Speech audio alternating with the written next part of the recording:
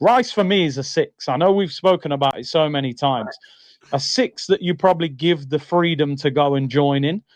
But the left 8 and trying to make him a creative player, still not totally sure whether that's his best role. But yeah, I thought he was fantastic in that second half.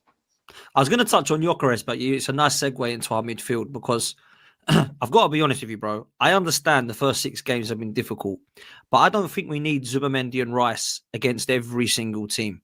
And I think there needs to be a conversation about now dropping one of them. Now, for me, it would probably be Zubimendi and then Rice is our 6, and then having Eze and Ødegaard either side for maybe West Ham at the Emirates, maybe a Brentford or Wolves at the Emirates. I don't think we need Zubimendi and Rice on for that long. And I was screaming at the TV saying it's 78 minutes or whatever it is. You've still got Rice and Zubimendi playing together. Bring on Ødegaard and let's go with Ødegaard and Eze either side of Rice. And he must have listened to me because that's what happened, right? But I do look at it and I think, like, that needs to be used more and utilized more because I do believe Eze is definitely better centrally. I think Arteta might have even worked that out already, right?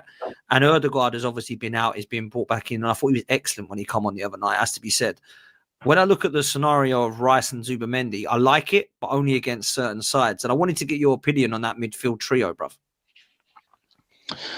I think Zubimendi is a work in progress. I think there's no doubt about his quality. I think, that adaptation to the league is going to take a little bit of time. I think defensively doesn't fill me with confidence. I think better on the ball when the ball's being moved quicker.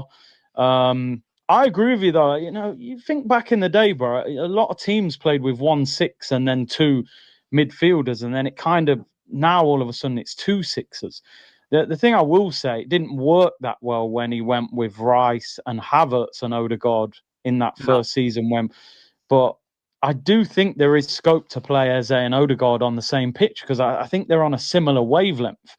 They both look like very creative, progressive players. And rather than just forcing Eze to the left, I think maybe you could play both of them. So I think the midfield is still a bit of a work in progress to get the best out of that midfield. It's sometimes football's strange. Sometimes the best 3 players doesn't make the best midfield, if you know what I mean. It's like who offers you the best balance. I felt with Partey and Rice and Ødegaard, that midfield had so much balance to it. So it's figuring out with this one what the best one is and how that sort of looks. But Zubimendi, I hope, becomes a big success here. I just hope he's not one of them number 6s that's kind of made for La Liga rather than the Premier League. Because I think to be a 6 in the Prem, you've got to have physical presence when Morgan Rogers or somebody like that's running at you. You've got to have that, to be able to break up play. Zubimendi's going to need a bit of time. But yeah, Rice is... I think Rice... Yeah, we got West Ham this week. Nuno's going to sit back and try and hit us on the break. Why could you not play Eze and Ødegaard in the 10? We're going to dominate the ball. And you might be able to play Rice in the 6, but it's just whether he's brave enough to do that, maybe. I think it's frustrating for me to see this midfield at times because I look at Rice as a 6 playing in the 8. I think Ødegaard could be a really good left 8, but he's playing in the right 10.